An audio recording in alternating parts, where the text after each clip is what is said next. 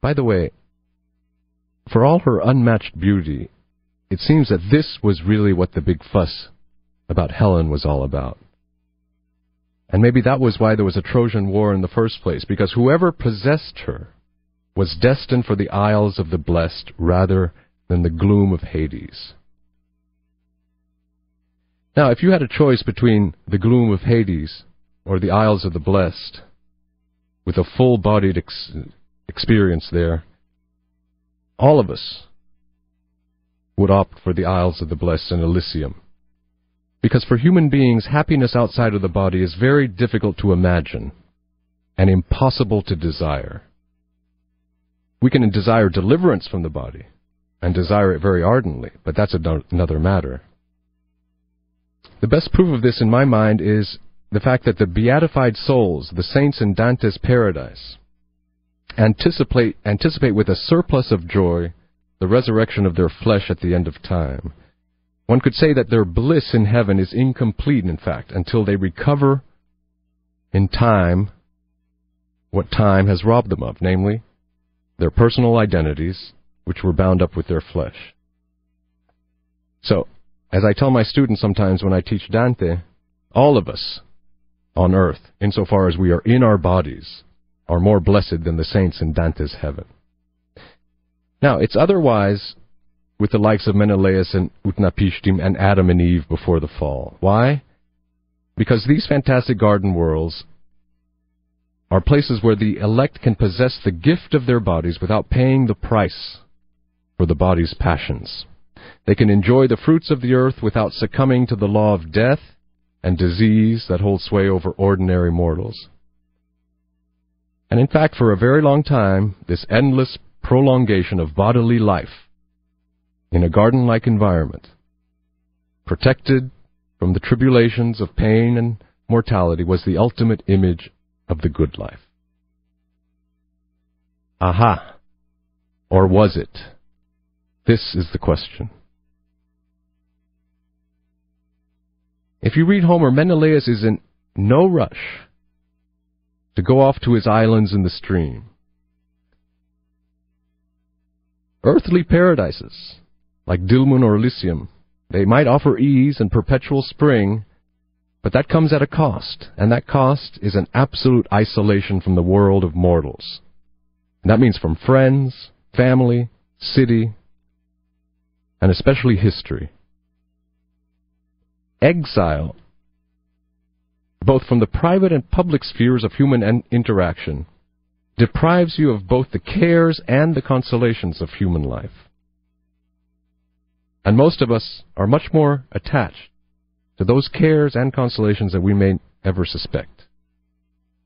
So to go on living in these garden worlds, men must either denature themselves or else succumb to the kind of melancholia that you find among the souls in Dante's limbo. These are souls or shades who exist, as Dante puts it, in desio senza speme, in desire without hope. In Walden, there's a great line where Thoreau writes, "Be it life or death, we crave only reality." And it's precisely reality that you don't get in those garden worlds. But we don't have to pose hypothetical questions to Menelaus in the Odyssey when we can consult Odysseus directly. Think of this. Calypso's island, where Odysseus found himself marooned for many years, you remember? That, in every respect, is a kind of Isle of the Blessed. It's in the far-flung reaches of the ocean. It has a flourishing green environment, fountains, vines, violets, and birds. Well, let me read how Homer describes it in a scene which is really prototypical of many subsequent scenes like this in the history of Western literature. She was singing, Calypso was, inside the cave with a sweet voice, as she went up and down the loom and wove with a golden shuttle. There was a growth of grove around the cavern, flourishing. Alder was there, and the black polar and fragrant cypress, and there were birds with spreading wings who made their nests in it, little owls and hawks and birds of the sea with long beaks, who are like ravens, but all their work is on the sea water.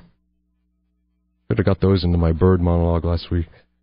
And right about the hollow cavern extending a flourishing growth of vine that ripened with great clusters. Next to it there were 4 fountains, and each of them ran shining with water, each next to each, but turned to run in sundry directions, and round about there were meadows growing soft with parsley and violets, and even a god who came into that place would have admired what he saw. His heart delighted within him. Very exceptional passage. You don't get many descriptions of nature in Homer, and that's one of the very few. Anyway, this is the environment that Calypso invites Odysseus to share with her. And into the bargain, she also offers him immortality. But we all know the story. Cold to her offer, Odysseus spends all his days on the seashore with his back to this earthly paradise, sulking, weeping, yearning for his homecoming. To where? To the harsh and craggy Ithaca. Nothing, it seems, can console him for his exile from the land of his fathers, regardless of all his travails and responsibilities. In fact, that first introduction of Odysseus in the Odyssey shows that there's nothing that can still within this guy's breast his desire to repossess the coordinates of his human identity. And it's precisely his human identity that he's stripped of on Calypso's island. Even the certainty that death awaits him after a few decades of life on Ithaca, should he make it back, even this certainty that he's going to die sooner rather than later can't persuade him to give up his longing for return.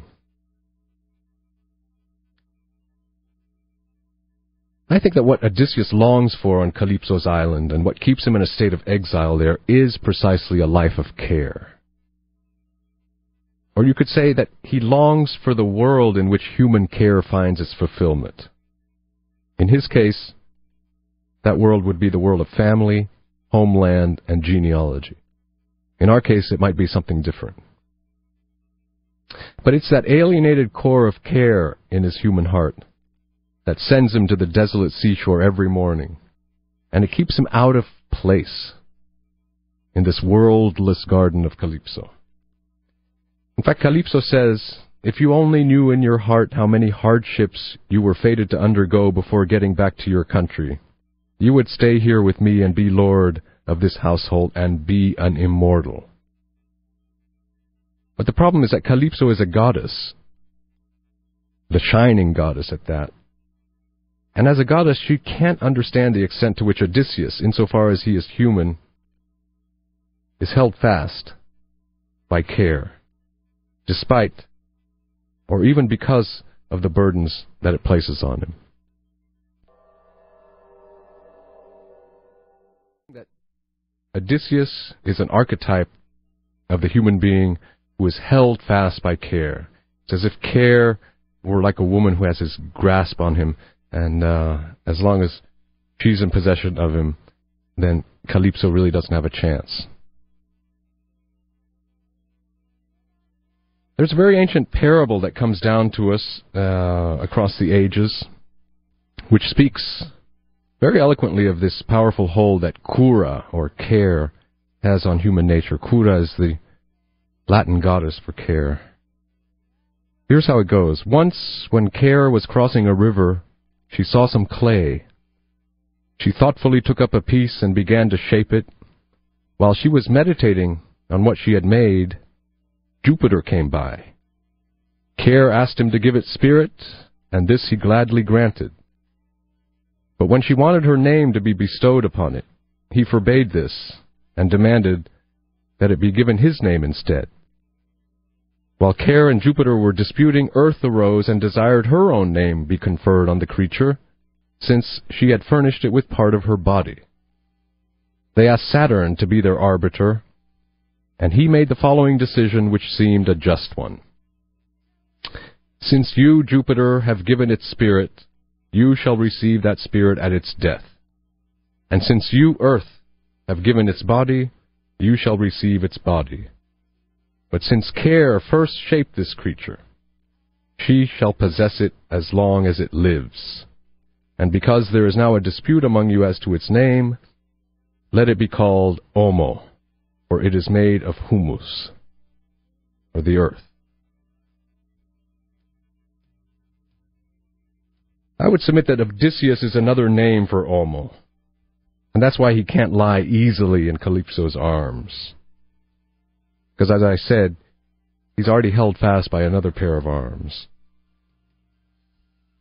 Now, had Odysseus been forced to remain on Calypso's island for the rest of his endless days, and had he not lost his humanity in the process, he most likely would have taken to gardening. I mean, what else could he do?